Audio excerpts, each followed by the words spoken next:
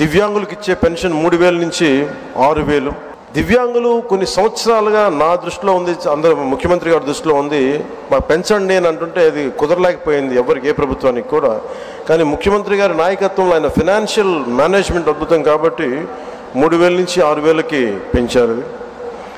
అలాగే ఈ సామాజిక పెన్షన్స్ చాలా అవసరం ఇవన్నీ చెప్పి వీటి కోసం 1,939 కోట్లు గత ప్రభుత్వం వెచ్చిస్తే కూటమి ప్రభుత్వం 2,717 కోట్లు ఖర్చు చేస్తూ 63 లక్షల మందికి ఇది చేయూతనిస్తాం.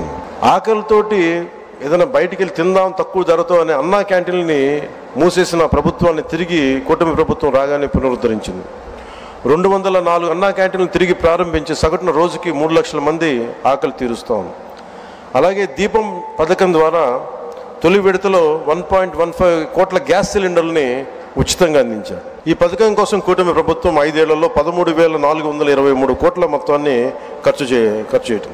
అలాగే మత్స్యకార సోదరులకి దాదాపు 1,22,965 మందికి 266 కోట్లు అందజేసిన 20,000 రూపాయల చొప్పున.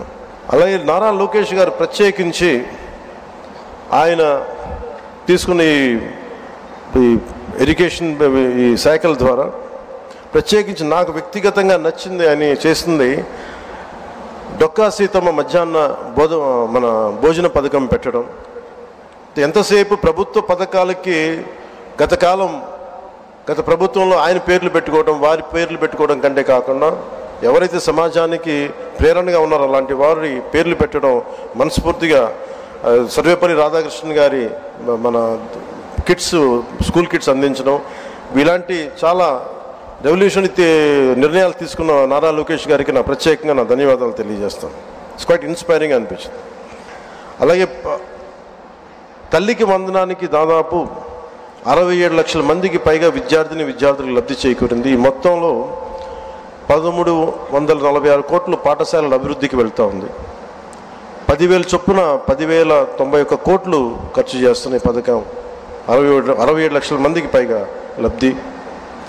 గత ప్రభుత్వం జాబ్ క్యాలెండర్ పేరిట మీద యువతని సరిగ్గా వదిలేసింది. ఒక్క డిఎస్సి కూడా నిర్వహించిన పాపాన్ని పోలేదు. కూటమి ప్రభుత్వం వచ్చిన వెంటనే 16,347 ఉపాధ్యాయ నియామకాలకు మెగా డిఎస్సి నోటిఫికేషన్ విడుదల చేసింది. వైసీపీ హయాంలో ఉపాధి కోసం యువత పక్క రాష్ట్రాలకు వెళ్ళిపోయే పరిస్థితుల్లో కూటమి ప్రభుత్వం నారా చంద్రబాబు గారి నాయకత్వంలో 20 లక్షల ఉద్యోగాల కల్పన దిశగా చాలా బలమైన ప్రణాళికలు సిద్ధం చేస్తూ ఉంది. 6,100 పోలీసు